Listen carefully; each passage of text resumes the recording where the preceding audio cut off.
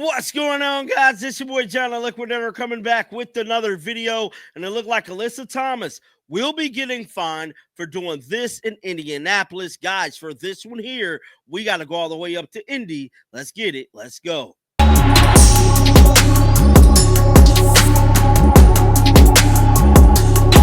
Now, we know the Indiana Fever took on the Phoenix Mercury yesterday, and DeWanna Barner, first time coming back to Indianapolis after pretty much quitting the team. And I'm sticking to my guns saying that she quit the team because in my eyes, that's definitely what she did. Now, she went on record and stated that the role that she had possibly wasn't good enough for her. The fit just wasn't working. But at the end of the day, all of it points to the arrows of what? Quitting the basketball team. There's no way to justify it. She quit.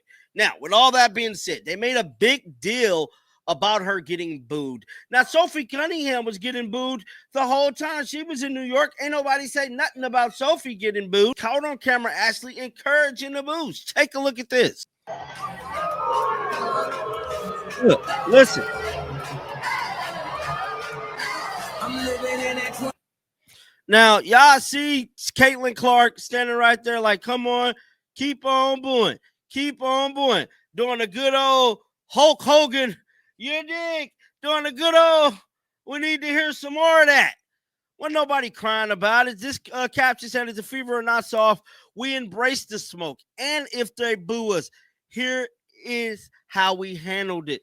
Now, we know ultimately they didn't handle it very well in Indiana.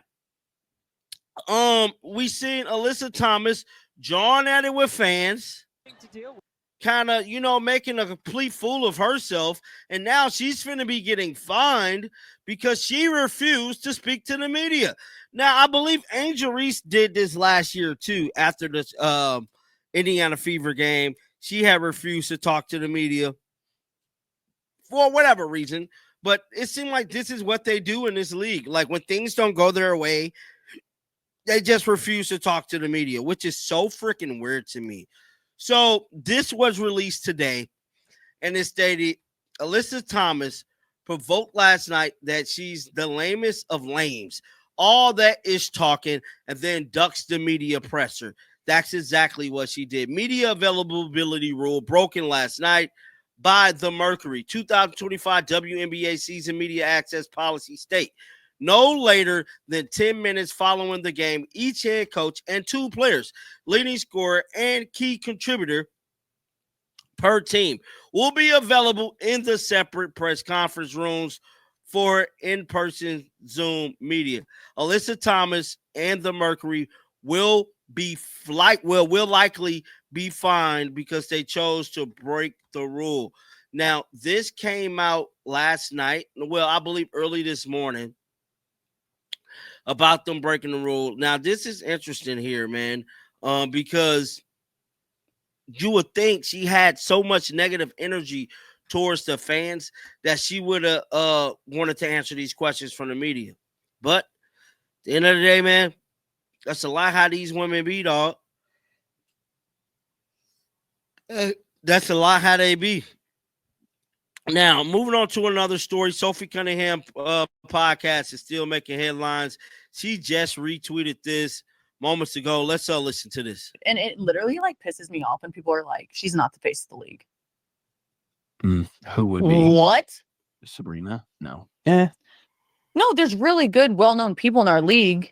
I'm not discrediting them. Like, we have a lot of badasses in our league. Yeah. Like, hell yeah to that. I'm all for that. But when people try to argue that she's not the face of our league, yeah, or if our league would be where we're at without her, you're dumb as shit. Yeah. You're literally dumb as fuck. Yeah, bro. I gotta agree with Sophie Cunningham here. Caitlin Clark been the face, still is the face, and at least she's woman enough to admit it. Now, the viewership numbers was released. Let's see here. So Rebecca Lobo has been releasing this stuff all day.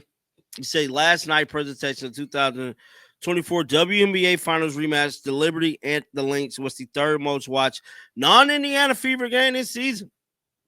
Averaged 700,000 views, peaked at 1.1 million. That ain't really that much, but I guess in hindsight, speaking that it wasn't the Indiana Fever playing. I mean, on TV, they did close to 1 million. Is kind of good, but the Fever still played yesterday. I feel like if they can do these numbers on a day that they don't play, then y'all will be good. You got to think the Fever still played a game last night.